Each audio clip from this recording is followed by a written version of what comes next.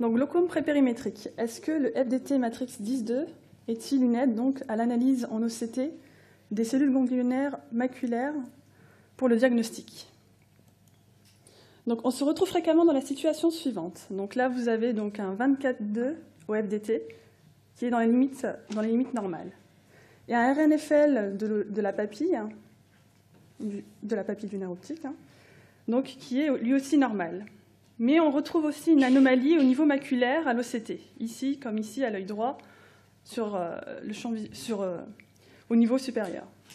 Et donc la question qu'on pourrait se poser ici, c'est est-ce que l'OCT serait le seul examen qui serait susceptible de trouver une atteinte au niveau maculaire, ou est-ce que, de la même façon, un autre examen comme le champ visuel, par exemple, FDT 10-2, serait lui aussi susceptible de retrouver les mêmes atteintes? Donc là, vous avez donc d'autres examens qui montrent une autre situation. Vous avez donc ici, donc pour l'œil droit, donc l'FDT 24-2 qui est dans les limites normales. Ici, vous avez donc un début d'atteinte au niveau fonctionnel sur le 10-2 du FDT. Et là, l'atteinte structurelle qui est nettement plus marquée sur l'OCT du GCC. Donc, ici, donc, dans le cas présent, dans les deux examens, donc, le FDT 10-2 et l'OCT du GCC, les deux yeux sont touchés. On retrouve les atteintes. Et ce qu'on peut remarquer, c'est que topographiquement, on a une correspondance des atteintes. Donc la structure inférieure ici, périmaculaire, est atteinte et qui correspond bien au champ visuel supérieur.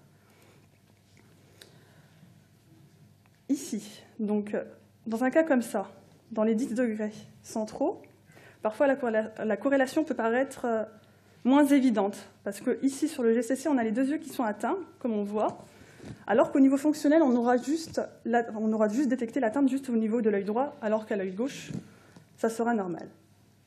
Donc notre étude est une étude prospective monocentrique menée au CHNO de 15-20, qui a duré un trimestre à partir de novembre 2012, et donc devant une hypertonie oculaire isolée ou traitée, quand l'examen du FDT 24-2 était dans les limites normales ou présentait un MD altéré, supérieur à -8.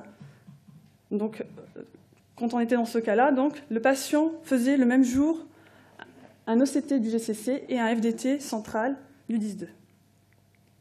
Mais avant d'aller plus loin, je vais vous définir comment nous avons défini nos OCT GCC atteints. Donc, on s'est basé sur les deux paramètres de l'épaisseur moyenne et de l'épaisseur minimum. Dès que ceci était atteint au niveau de 1% selon la norme de distribution ici, ou de 5%, notre GCC était altéré. Et donc, notre échantillon était un échantillon de CENTU de 55 patients, de moyenne d'âge 55 ans et majoritairement féminine, et de PIO moyenne 17,89. Et ce qu'on pouvait déjà voir dans les premiers résultats, c'est que déjà l'OCT montrait déjà beaucoup plus d'atteinte que le FDT 10-2. En effet, là, vous avez sur l'ensemble de l'échantillon 40% d'atteinte révélée au GCC contre 17% sur le 10-2 du FDT.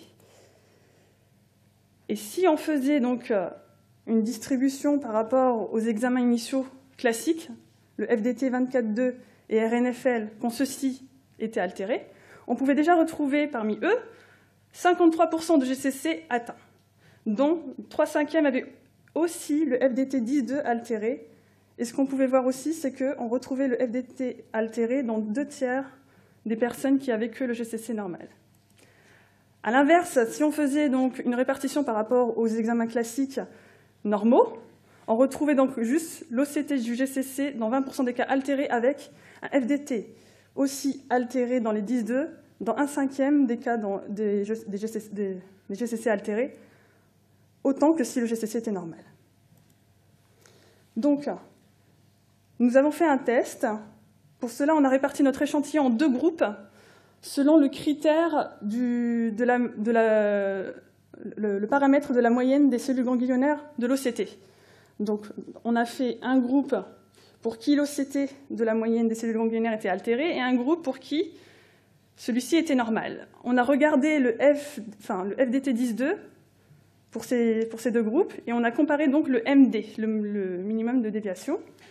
Et on a retrouvé une différence qui était statistiquement significative. Donc là, ce que vous pouvez voir, c'est que le MD est très altéré dans le groupe des personnes qui avaient un GCC altéré sur l'épaisseur moyenne que celui qui était normal.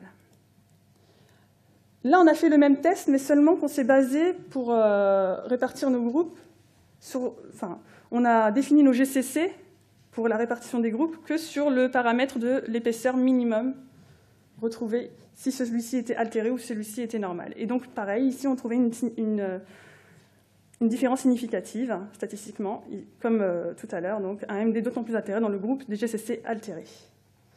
Et donc, on a essayé donc de retrouver s'il y avait un lien de corrélation entre le minimum de déviation au FDT 10.2 et les moyennes des épaisseurs des cellules ganglionnaires. Et donc, ce que l'on peut voir, c'est qu'il y a une légère tendance, mais très faible. Très faible. Vous allez essayer de conclure assez rapidement, mademoiselle, s'il vous plaît. Donc, très faible d'après ce nuage de points, avec les points qui sont bien dispersés, et qui est bien souligné, surtout par le coefficient de détermination de 0,025. Donc, ce que l'on peut dire, c'est que dans les glaucomes précoces, plus on aura un MD ou FDT 10.2 qui est altéré, plus on aura aussi le GCC qui est altéré. Mais que la corrélation entre le MD du FDT 10.2 et la moyenne de l'épaisseur au GCC était très faible, et que ce décalage entre l'atteinte fonctionnelle et l'atteinte de la structure, on pourrait se poser donc la question, en fait, est-ce que ça ne soulignerait pas qu'il y ait une atteinte précoce, justement, de la structure des cellules ganglionnaires?